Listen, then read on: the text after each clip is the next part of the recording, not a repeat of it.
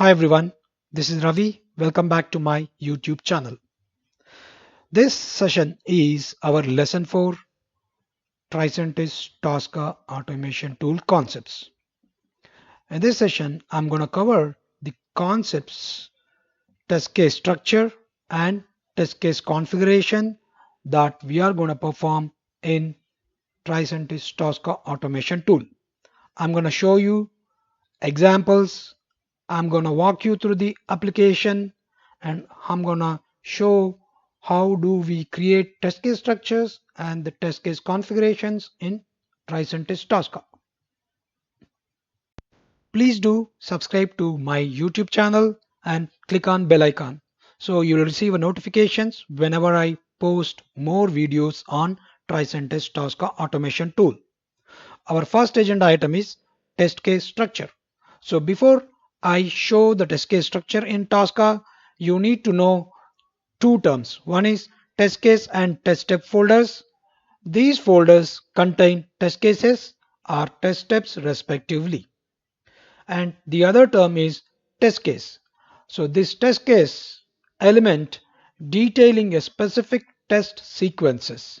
Okay, so let me just go to application and show you how we create test case structure in Tosca now. Okay, now, so before we discuss about test case structure in Tosca, I would like to show you what is our system under test application and what scenario are we gonna automate by using Tosca. So this is our application demo web shop, which is a sample website provided by TRICENTIS. So here we are going to log in as a customer and then provide our username, and then I'm going to provide my password and then click on login. Once you click on login, I'm going to search for the apparels and shoes, and I'm going to add a product to the cart. Once I add a product to the cart, I'm going to the shopping cart. So once I go to shopping cart, I'm going to start checkout process by clicking on I agree with terms and then click on checkout button. And now we are starting our checkout process. First I provide the billing address, click on continue, and then I'm gonna select my shipping address and then click on continue, and then what is our shipping method, click on continue, and then I need to select payment method and then click on continue, and what is your payment information, and then again click on continue. We are going to confirm our order. So before we confirm our order, we need to validate whether the price, whatever the items that I have selected, is matching with the price in the shopping cart process, right? And then click on confirm, and then we are going to log out from the application. So here we are validating the price information that you have added to the cart and what items you are checking out from the shopping cart. Okay, that's our scenario. Okay, so now let me go to the Tosca tool and explain you how do we create a test case structure for this scenario. So before we automate the scenario, whatever I explained you, so it is very important for us to add all the controls that we are going to use for the scenario. Okay, so let me go back to Tosca. So if you see my previous lesson 3, I have clearly explained how do we create modules, correct? The same concept I'm going to repeat here with an example of the scenario what we are doing right now, correct? So for that, so first let me go and add the login page. Okay, so let me just go here to the application. So we are going to add all the controls in the form of modules. Okay, first let me add the controls that are related to login. Okay, so here I have created one folder within the module called login page. Okay, so now you'll be going to you're going to click on this particular, right click on the folder and then click on scan and click on application. So I have already explained in my previous session. Please go through that video for more details. Okay. But however, you're going to learn the same thing here as well. Okay. So, but right now we are going to add the controls that are required for automating the scenario that I have explained to you. Okay. So once you click on Xscan, your Xscan window will be opening. You need to select the application that you want to scan and click on scan. So once you click on scan, so now I have to go to basic view so that I can select the controls that I would like to add. Okay, because right now I am adding a controls related to login page. I'm going to select email. I'm going to select password. I'm going to select remember me checkbox. I'm going to select forgot password. I'm going to select login control. Okay, so once I select all these controls, I would like to rename the entire module as login page. Okay, so if you want to rename the control also, you can rename the controls. Let's assume I want to remove this question mark, for example. Okay, I can do that. So I can rename the module here and then click on save and then click on finish screen. So as soon as you click on save and finish screen, you can close the Xscan. So it will take you back to the Tosca tool. So if you see here under login page, we have added all the controls that are related to login page and we renamed that particular module as a login page. Okay, so let me do one more thing. So let me add a product choice tabs. That means I would like to add a top menu controls and also the product categories which are showing here. Okay, for that again, so I have created a folder called product choice tab and then go to product choice tab and right click on this particular folder, click on scan, click on application, and it is going to open Xscan for you, and then select the application that you would like to scan. And once you click on scan, now I would like to add all these controls, right? So I would like to add a top menu controls, books, computers, electronics, apparels, digital, jewelry, gift cards, and also I would like to add the controls under categories: books, computers, electronics, apparels, digital, jewelry, gift cards. So again, expand this one, go to advanced view, and here if you see all these controls, right? So if I see I have added all the controls. So out of these controls, I can see the yellow color highlighted controls are not uniquely identified. If you see here, whenever I click here, I can see the bottom message as item is not unique. So that's why first we have to resolve these conflicts for all these 7 links. Okay, to resolve that, let me just select the filter in such a way that I can see more granular controls. Okay, so here I'm gonna use identify by anchor control so that these objects can be uniquely identified. Okay, so for that, what I need to do, go to filter option and drag the filter option so that you can see the granular level controls here. Okay, so as all these links are under a list called ul list, basically container, under container ul. Okay, so I would like to select that container as a parent control, and then I would like to, if you see here, this particular parent control is uniquely identified with outer edge HTML and class name. If you see, the selected item is uniquely identified. So now we would like to I would like to remove this control because I don't want to include this list container into my modules. So I'm going to uncheck this. So as soon as I uncheck, I can see that these 7 controls are not uniquely identified. So now I'm going to use an option called identify by anchor. Once you click on identify by anchor, first select books. So I would like to make books as an uniquely identified control. Okay, and click on identify by, click on anchor, and now I'm going to drag this particular container, list container, and drop here.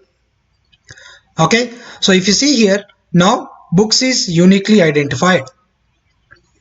In the same way, again, I would like to make this link computers as uniquely identified. Select computers, click on identify by, and then click on anchor, and again drag and drop your list anchor control here. So now computers is uniquely identified. So you need to repeat the same process for electronics and rest of the links as well. Okay, let me repeat the same process. Done. And repeat the same process for apparels. Done. Digital downloads. Done. Jewelry.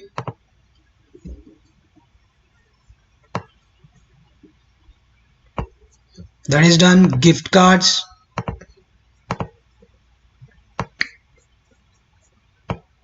Done. So if you see here, now all these objects are uniquely identified. Correct? So now you can again go back to, or you can just go to top. So for that, again, I'm going to filter it back and go to top. Now I'm going to rename this. Before I rename this, one thing you have to remember. So if you see here, the page name of the demo web shop, right? If you see here on top, it says login. When I click on shopping cart, it says demo web shop shopping cart. So that's why I would like to use a wildcard name here under title technical property. So instead of login here, I would like to use a wildcard star and click on OK, and then click on continue. And then I would like to rename this particular entire module as product control tab. Okay, so once I rename the module as product control tab, you can just click on save and then finish screen and then close your Xcan. And then as soon as you close your Xcan, I can see that now under product choice tabs, I have a product control tab where all the links are being captured. Okay, all the controls are being captured. Now I can group all these controls, select all the controls, and right click on this and then convert to the control group. Because all these controls are links, I can group them into one particular group. Okay, just click on control, convert control group, and then rename this control group as product controls. Right? So this way it is very helpful.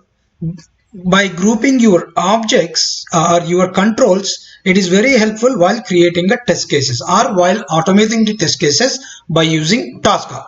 Okay, so now we understand what is our system under test application, and then also we have added all the objects. Basically I have added controls related to login and product choices. In the same way, I have added all the controls that are required to perform our checkout scenario. Okay, so now let me show you how can we create a test case structure in Tosca to automate the entire scenario. Okay, now, so let me go back to Tosca. This is our Tosca tool, and then this is our test case module.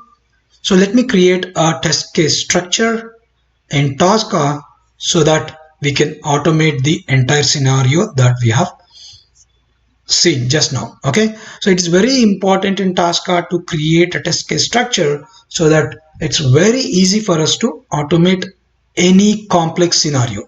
Okay, so under test case, right click and create a folder called test case 1.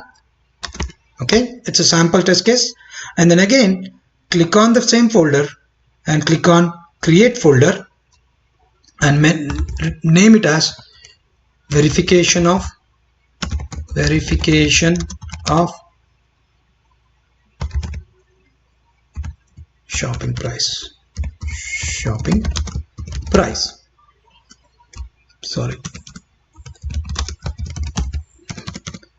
Okay, and then here under verification of shopping price we need to create a new test case. Okay, so we have created a folder structure and now we are creating a new test case called shopping price. Because we are verifying the shopping price, I'm naming this particular test case as shopping price. So now under shopping price you are gonna create a folder structure in a such a way that your entire scenario process flow will be defined. Okay, how? Let's create precondition. So let me show you. So whatever we did here, the scenario, right? So there will be precondition. We are going to order a product, order product. Once you order the product, we are going to make, so let me just, okay, so then you'll be starting your checkout process, correct? So that's why I would like to create another folder, checkout process, and then again I'm going to create, sorry, before checkout process we are going to start the checkout, right? So let me create a start checkout and then again create another folder, checkout process. Once you check out, we are going to verify the prices, correct? So verify the price. So once you verify the price, you are going to click on confirm. You will be getting a confirmation, right? So hence I'm putting another folder structure called confirmation. So once the confirmation is done, and then so we are gonna confirm the confirmation, sorry, again click here, verification success, and then this is our post condition.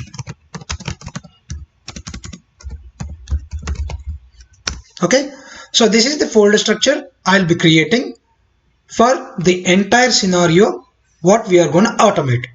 Okay, and one more thing, so once you click on this, if you click on shopping price, double click on here, so there is a test configuration option is here. Okay, let me just again go back here, expand this, shopping price, double click here. So once you double click on shopping price, you will have a test configuration. What is this one?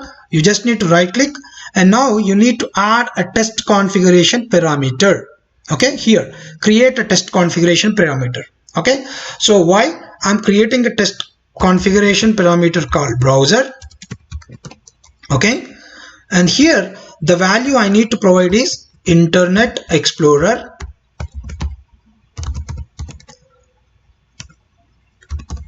Okay, so this particular values, if you would like to perform your automation on Chrome, then you need to provide as Chrome. If it is Firefox, you need to provide as Firefox. If it is Internet Explorer, you need to provide as Internet Explorer. So this capital I, capital E. So this is case sensitive. You should enter the Internet Explorer as I explained you. Okay, so that means, so this entire test case, once we complete automating, this test case will run on Internet Explorer browser. Okay, so now you understand the concept of modules, the concept of creation of the test case structure, and then the concept of test case configuration, right?